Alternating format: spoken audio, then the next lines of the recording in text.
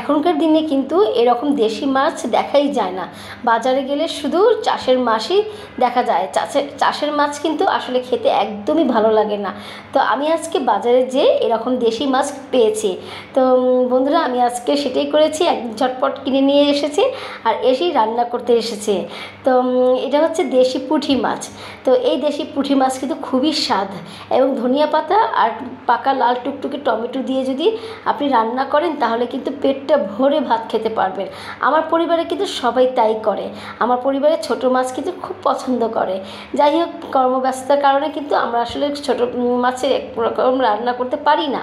তো দেখা যায় যে মাঝে মধ্যে তো পরিবারের পছন্দ অনুযায়ী আমাদের কাজ করতেই হবে। তো যাই হোক, আজকে আমি ছোট মাছ হিসেবে পুঁটি মাছ রান্না করতে এসেছি। তো বন্ধুরা, আপনারা তো সবাই জানেন যে রান্না কিভাবে করে, কিন্তু সবাই জানার পরও কিন্তু রান্নার কিন্তু একটা টেকনিক আছে টেস্ট হওয়ার জন্য। অনেকের কিন্তু হাতের রান্নার মজা হয়, আবার অনেকের হাতে মজা হয় না। তো রান্না কিন্তু আমরা সবাই করি, আমরা ছেলে মেয়ে আমরা উভয়েরই রান্না করতে রান্না করি, কিন্তু অনেকের রান্না ভালো লাগে, অনেকের রান্না আবার ভালো লাগে না। কিন্তু রান্নার কিন্তু কিছু টেকনিক আছে, কিছু নিয়মকানুন আছে, কিছু রুলস আছে। সেই রুলস অনুযায়ী যদি আমরা রান্না করি তাহলে কিন্তু আপনার রান্না খুবই মজা হয়ে যাবে। তো আমি সেটাই আর কি বন্ধুরা আমি দেখাতে যাচ্ছি যে আমার রান্নার টেকনিকগুলো কিভাবে, আর আমার রান্না কেমন হয় এবং দেখতে কেমন হয়। আপনারা তো খেয়ে আসলে টেস্ট করতে পারবেন না, আপনারা দেখেই বুঝে যাবেন যে রান্নাটা কেমন হয়েছে। নিশ্চয়ই আপনারা দেখতে পাচ্ছেন আমি কী দিয়েছি। আমি ফ্রাই প্যানে কিন্তু তেল দিয়ে দিয়েছি এবং পেঁয়াজ বাটা দিয়ে দিয়েছি। আর এই মশলাগুলো কিন্তু একদমই কষাতে হবে খুব ভালোভাবে। মশলা যত কষাবে ততই কিন্তু রান্নার টেস্টটা বেড়ে যাবে। তো ছোটো মাছ রান্না করার সময় কিন্তু মনে রাখবেন বন্ধুরা, রসুন কুচিটা আপনারা কাঁচা আস্ত রসুন কুচি দিয়ে দিবেন, রসুন বাটা না। রসুন বাটা দিলে কিন্তু একদম মশলার সাথে মিশে যাবে, আর কাঁটা রসুন যদি দেন তাহলে একটু ফ্লেভার আসবে, রসুনের ফ্লেভার আসবে, আর মাছের যে একটা আলগা একটা গন্ধ আছে সেই গন্ধটা কিন্তু দূর হয়ে যাবে। তো এই কারণে কিন্তু বন্ধুরা আপনারা অবশ্যই রসুন কুচিটা আপনারা উপরে দিয়ে দিবেন।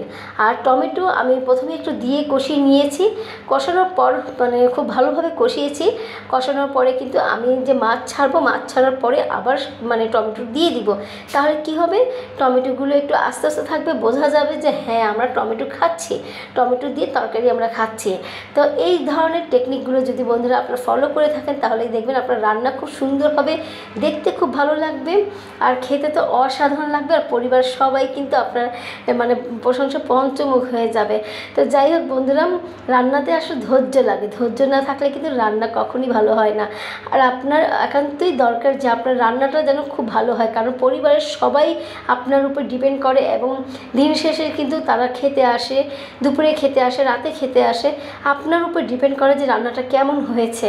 রান্না যত ভালো হবে ঠিক ততটুকু তারা পেটটা ভরে ভাত খাবে, এটা আপনার বুঝতে হবে। আমাদের গৃহিণীদের অবশ্যই এই জিনিসটা বুঝতে হবে, মাথায় রাখতে হবে। তো এই কথাটা মাথায় রেখে কিন্তু আমাদের মনোযোগ দিয়ে রান্নাটা করতে হবে। দেখা যায় যে আমরা যারা কন্টেন্ট ক্রিয়েটাররা আছি, আমাদের সময় অনেক মূল্য আছে, আমরা রান্নাবান্না করে সংসার চালিয়েও কিন্তু আমরা কন্টেন্ট তৈরি করছি, কন্টেন্ট ফেসবুকে কাজ করছি। তো তারপরেও কিন্তু আমাদের এটা মাথায় রাখতে হবে, আমাদের রান্নাটা কিন্তু যেমন তেমনভাবে করলে চলবে না, আমাদেরকে অবশ্যই পারফেক্টভাবে রান্না করতে হবে। কারণ দিন শেষে কিন্তু আমাদের হাজব্যান্ড খাবে, আমাদের বাচ্চারা খাবে, আমাদের পরিবারে যারা যারা থাকবে তারা খাবে, তাদের মুখে ভাত তুলে দেওয়া দায়িত্ব কিন্তু আমাদের। এবং আমার বিশেষ করে আমাদের গৃহিণীদেরই তাদের মুখে ভালোভাবে মজাদার খাবার তুলে দেওয়ার জন্য। তো এই কারণে বন্ধুরা অবশ্যই আপনারা খেয়াল রাখবেন রান্নাটা যেন পারফেক্ট হয় এবং খুব মজার হয়, কারণ আমি দেখতে